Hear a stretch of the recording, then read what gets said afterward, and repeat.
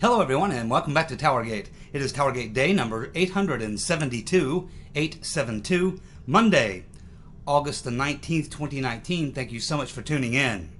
Okay, so I did not get through yesterday with the Paul Sperry story that sort of goes through and analyzes the totality of what we learned from the Bruce Orr 302's. So I will be getting to that in today's video and finishing up that, as well as one of my own observations that was not mentioned by Paul Sperry. And of course, we're going to cover the dumbass of the week today, find out who that is. Really close competition, man. It was really close. Had a lot of people in the running this week. We had probably as many as I've ever seen, different nominees, and we still managed to have like 3 or 4 who got the majority of the votes, and it was still very, very close. So stay tuned for that. We're going to talk a little bit about the news of the last 24 hours. I'm trying to keep it kind of slim on that because I want to get through the rest of the Bruce Orr stuff and cover Dumbass of the Week. So anyway, we'll just hit the main things that occurred over the past 24 hours. So here we go.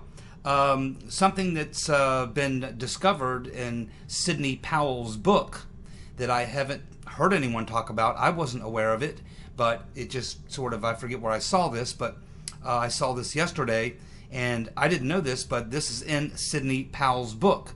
And in her book, she says that Christopher No Shit Sherlock Ray was on the corrupt FBI team that went after Enron. Now we know all about Weissman being on that team. We know that Mueller was the FBI director at the time, and that Comey was the deputy AG at that time during the Enron thing, which many of you are familiar with what they did to Enron.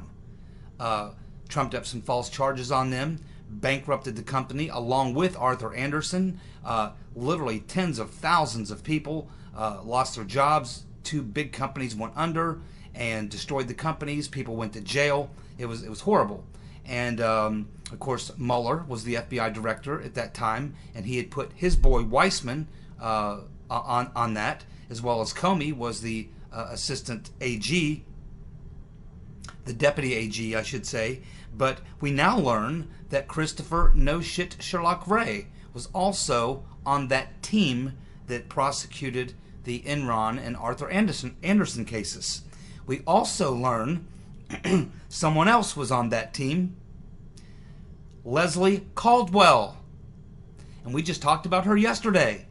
Leslie Caldwell was running the Obama, was running the Rotten Reverend Clinton email investigation from the White House. She was the point person for Obama's White House in the investigation into the Rotten Reverend Clinton server. And we all know how that turned out. So here we look at this and we can see that these are the exact same people. The exact same people. Mueller, Comey, Weissman, Leslie Caldwell. All these people were on, these are the same people who were part of the Rotten Reverend Clinton email investigation cover-up. The same people who were part of the 2016 election smear campaign to stop Trump. They were part of the coup effort, which includes the Mueller investigation.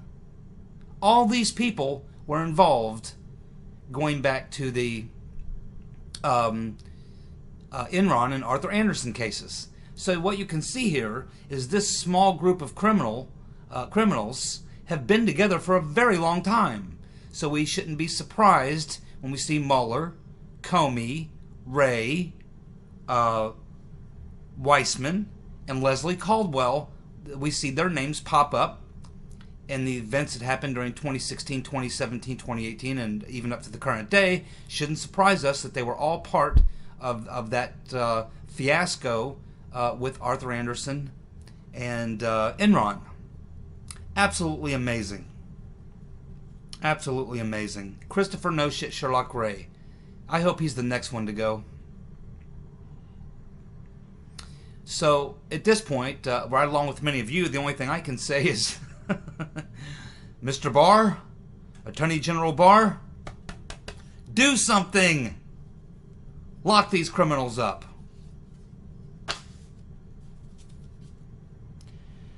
John Solomon was back on Maria Bartiromo's show on Sunday morning, reiterating what he has already said in an article he wrote and in several appearances on Sean Hannity, where he says, and he was a little more forceful this time with Maria Bartiromo, a little more definitive, I should say, because he told her that he spoke with Mifsud's attorney, Stephen Rowe, and Rowe says Mifsud has long been an asset for Western intelligence, and that in 2016 he was working for Western intelligence when he planted the story on Papadopoulos and sought to connect Papadopoulos with Russians. That's what he was instructed to do. Trump was the target. Solomon again reiterated that he has the taped deposition from Mifsud, as well as Attorney General Barr and Durham also have this. And of course we hear that he says that the Senate Judiciary Committee, the head of that committee is Lindsey Graham, also has the Mifsud deposition. And of course Lindsey Graham was on the show as well, and Maria Bartiromo pressed him a little bit on when he's going to begin his investigations, and again he seems to suggest that he's waiting for the Horowitz report to come out. And I guess that's because after Horowitz's report comes out, Horowitz will then be coming in front of the Senate Judiciary Committee to be questioned about his findings in the report. So I think that his strategy is to get the report out, then to have Huckleberry Horowitz to come in and do his typical testimony. He'll testify in front of the House and Senate Judiciary Committees. They'll ask him about his findings in his report, and then at that point, I guess Lindsey Graham thinks he'll have all these things on the record, and then that is the point from where he will begin his investigations, if he's sincere about that. And he also, Maria Bartiromo also asked him, she said, hey, I talked to Papadopoulos, and he said that he was going to be appearing in front of your committee, and Lindsey Graham said, yes, I certainly expect we would like to have Papadopoulos come in and tell his story.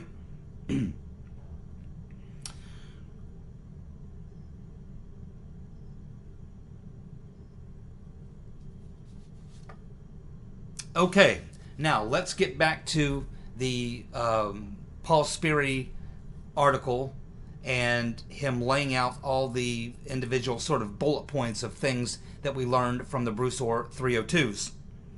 So, in addition to what we've already covered, we learned that Hillary's lawyer, Michael Sussman, gave James Baker information on Trump's server in Trump Tower. This is that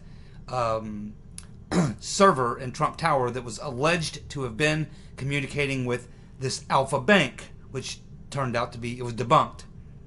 And keep in mind, this was just 10 days before the FBI sought the FISA warrant on Carter Page. Keep in mind, Sussman works for the Right Reverend Clinton. So we know that in 10 days, prior to them getting the FISA warrant on Carter Page, in addition to many other things that we're learning, Kathleen Kvalik sent a memo which made its way to Petersman Strokenes, letting her know that some of the things that Christopher Steele said were bunk. At the same exact time, we have Sussman, Hillary's lawyer, hand-walking into the general counsel, James Baker, Comey's lawyer, this CD, which had information on it suggesting that Trump's server in Trump Tower was communicating with this Russia Alpha Bank. This, of course, was debunked, but they went ahead and got the Carter Page FISA anyway. We learn that Nellie Orr gave her husband Bruce the Manafort dossier on a thumb drive, and Bruce gave it to the FBI, and we can assume at this point that that was used as part of the evidence to prosecute Paul Manafort. And that is a problem. That is a problem that I'm sure will be looked at. It certainly should be looked at. We learned that Nellie had personally worked for the CIA. Of course, we had discovered that a long time ago, and that she was hired by Confusion GPS in October of 2015. Of course, that means that Nellie Orr was lying. She said that she stopped working for Confusion GPS at the end of September 2016.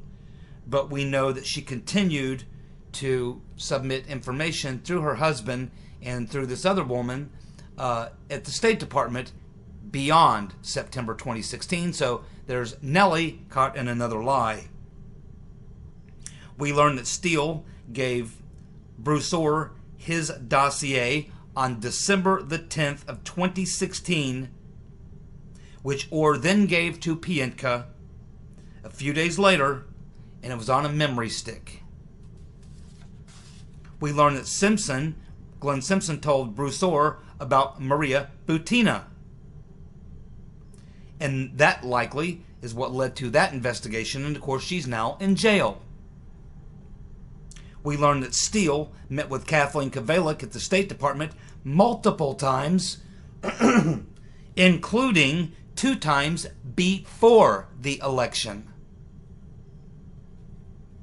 They met on October 11th, 2016, 10 days prior to the first Carter Page FISA, and that meeting was set up by Jonathan Weiner. We learned that Steele was very worried about Comey's testimony to Congress, but after Comey's testimony, Steele was happy with what Comey said. We learned that Steele, Simpson, and Dan Jones, the former staffer for Diane Turn In Your Guns, Mr. and Mrs. America Feinstein, began working together in May of 2017 after Mueller was appointed special counsel.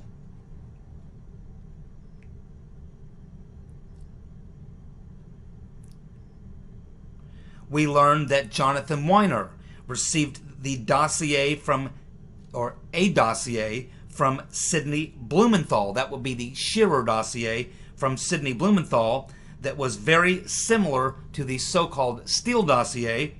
And Blumenthal's dossier was, of course, compiled by Cody Shearer, which is why we call it the Shearer dossier, who's one of Hillary's henchmen.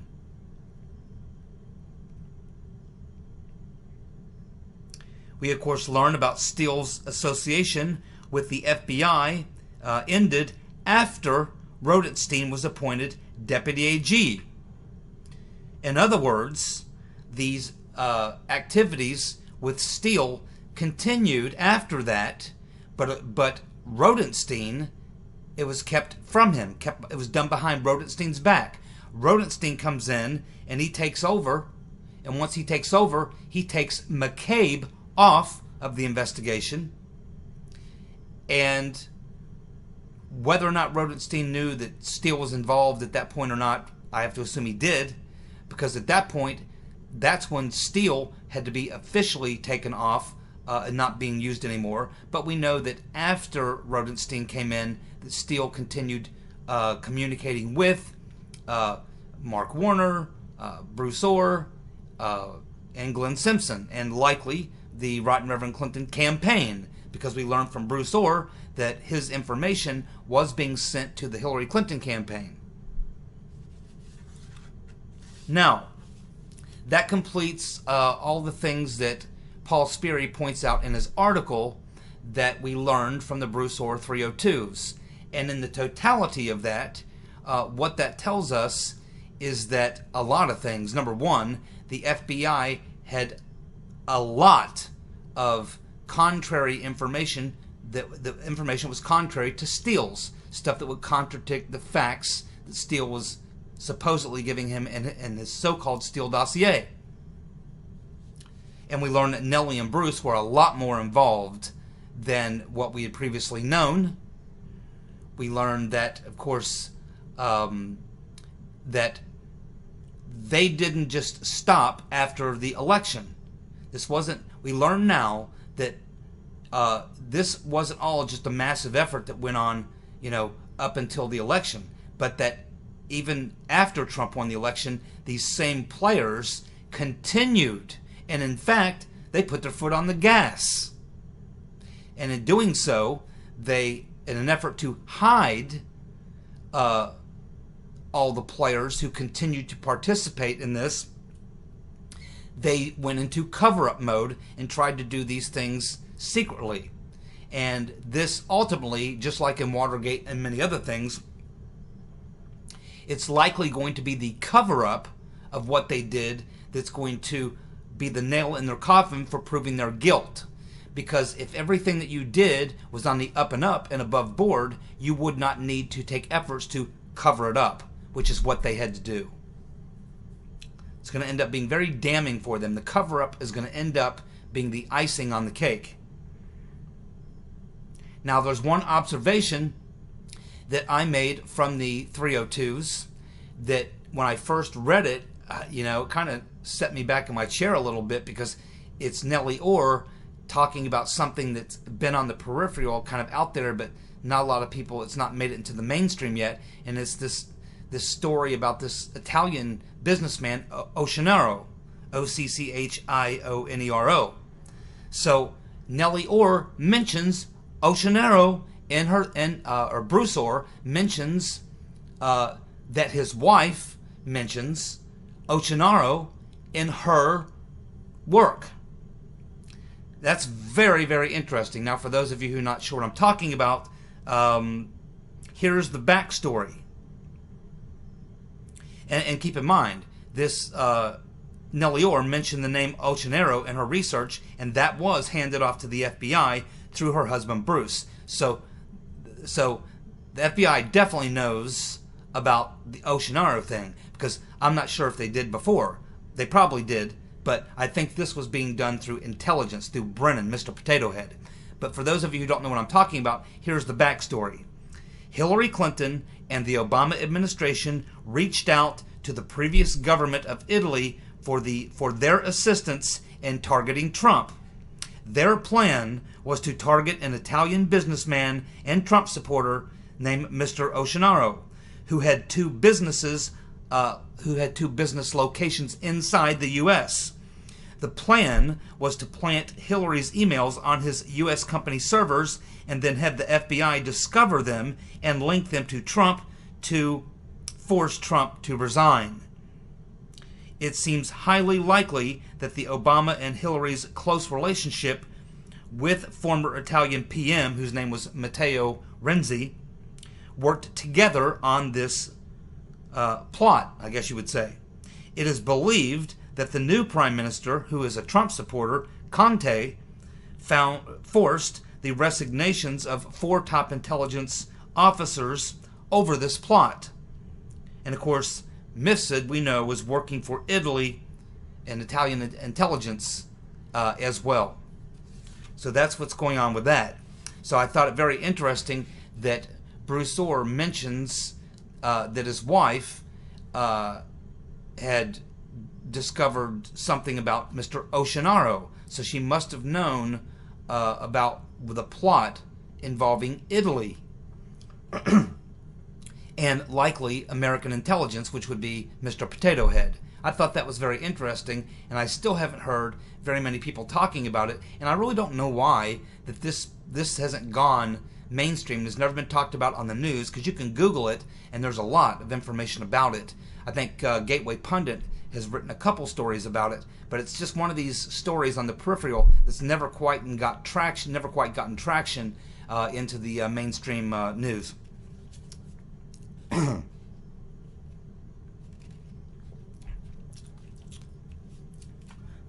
Okay, let's go ahead and get to Dumbass of the Week.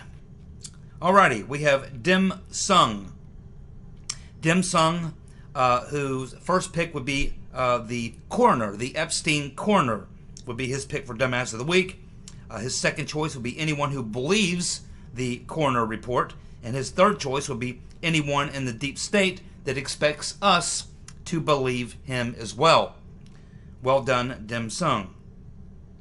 And a lot of people voting one of their 3 choices this week for something, either the prison system, the MMC, the coroner, the investigation, whatever.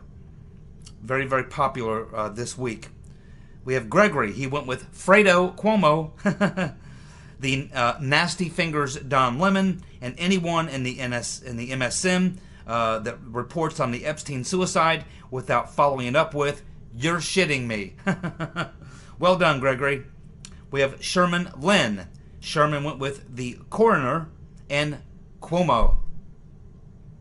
We have a Walker on the Hill. He's going with Scaramucci, the backstabbing traitor. Yeah, I was surprised I didn't see more votes for the mooch. I don't know what happened to the mooch. I guess he got his feelings hurt, and now he's going on CNN, and he's going on MSNBC, and he's just trashing Trump. I'm not sure what's going on with Mooch. I was never a big fan of the guy anyway, so, who cares? Mooch. But yes, very good pick. Walker on the Hill. Scaramucci definitely qualifies for Dumbass of the Week. It's a shame he had so much competition. Keith. He's going with the prison authorities who let Epstein get suicided. Yes, indeed. Lots of people agree with you there, Keith, including me. Lee went with MMC. Of course, another pick. In this case, the actual prison facility where it went down. And all those who would have been involved in that. And there's a lot of people, by the way. Not just the warden. It took more than just the warden. Kimberly, she went with Attorney General Barr for not securing Epstein. Yeah, I think you do have to assign some liability to Barr. You would think a case like this, a high-profile person like this, his antenna should have been way up, especially since he's investigating all the things that the deep state's involved in right now with what he knows, and we have to assume he knows at least what we know, if not a lot more. Man, you would think that he would have been all over this and probably would have thought, hey, you know what? We better move him out of New York. We better put him in a facility like somewhere in, some small town in like Nebraska or something. Get him out of there, because the corruption that exists, I would have been extremely skeptical about putting Epstein there. So, very well done, Kimberly. We have Kilda. Kilda going with AOC for asking whites to help while she criticizes them. Exactly. That's a very good point that I don't think I've ever heard made before. AOC is constantly attacking whites in a lot of cases, but that's the very people she has to appeal to. Very good point. Douglas. Douglas is going with Halper, the fat man, for admitting he was a spy. He also is going to go with number 2 pick, is going to be Hannity, and number 3, Comey's daughter. I'm sure we'll be hearing more about her. We have Jonathan. He's going with Fredo Cuomo. Let's see. The MMC prison and Cory Booker. 3 solid picks. John Anderson. He's going with Barack Hussein Obama. And the reason is because he's out there touting his legacy, despite the fact his legacy was one of complete corruption.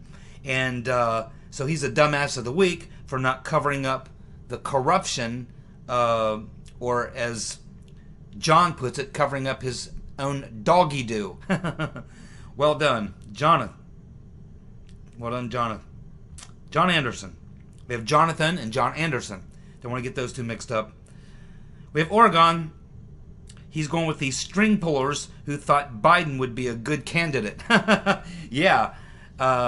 You got to look at it now and say, what were they thinking? Maybe they thought he could pull it off. I don't think maybe they knew how bad off he was. Certainly Obama did. Sane environmentalist. He's going with the Federal Bureau of Prisons. Amen. Tlaib for her Israel gaffe. Yep and yep. 2 very good picks. I think this Israel gaffe, as you would put it, by Tlaib is going to seriously backfire on her. I really believe that. And yeah, the Federal Bureau of Prisons, again, very many votes for that. Joey D. He's going to go with Fredo. for really making the name stick. It's so true. So true. Had he not done what he did, no one ever would have known. It would have gone right on by. No one ever would have known. But only because he made it into such an issue does now everyone know, and does everyone now, well, from this point forward, will always associate Cuomo with Fredo. And his second pick would be Obama for staying in the race. You're absolutely right. He is a dumbass for staying in. I tell him on almost every video to get out. We have Jenny Tweets. She's going to go with the Biden gaffes. You can never lose in voting for Biden gaffes and dumbass of the week. Peter is going to go with the squad as a result of their Israel stunt, which again I believe will backfire. Biden, a solid second choice for Peter, and of course the New York prison system. Once again, Ricky's going with Don Lemon, and something about him getting the Cupid doll, I guess. And of course, Fredo also gets an honorable mention from Ricky. We have the Hujatola chick. She's going with the MMC warden. And something here about driving a Ferrari. Are you suggesting, Hujatola chick, that the warden is driving a Ferrari? Man, if so, she's getting paid really well. In fact, too well. Ferraris cost, unless she bought like an old used one, Ferraris cost, $500,000. You don't get that even at the GS14 level. I'm sure they'll be looking into her bank account. You better believe on that. I guarantee you that. She also wants to go with Don Lemon for her second choice, and reminds us that he was, in 2014, voted the worst journalist of the year. Very true. Very true. We have Gene. He's going with Barr for not putting Epstein under martial protection. Couldn't agree more, Gene. Epstein autopsy, the two who performed the autopsy, Holmes and Boswell, yep, they probably made a huge mistake by coming out with their finding before all the investigations are done. I think that will turn out to be a major mistake, and they'll regret it. And of course, Biden, the gaffe master.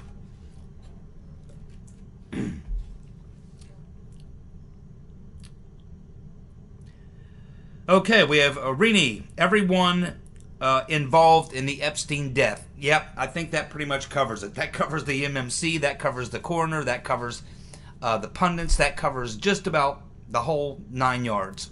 Well done, once again. And thank you for the kind comments, once again. Joe Mack, he's going with the deep state, doing a sloppy job on Epstein. Yes, Joe Mack, that's my take. It was a sloppy job, but, they were desperate. I guess the only thing that surprises me is that what sends up a big red flag to me is their timing. They obviously were so paranoid about it that they didn't even do the smart thing and wait till he was convicted and looking at a long jail term. They did it when he still had 2 reasonably good opportunities to beat the rap to some degree. And they took him out before he even was looking at hard time. So that's another issue, of course. Jamie is, of course, going with the coroner, Biden, and the NAD. The Penguin, Jerry Nadler. Yeah, but Jerry got a big defeat by the courts this week. Didn't have time to bring it up, but there you go. Thank you very much, Jamie.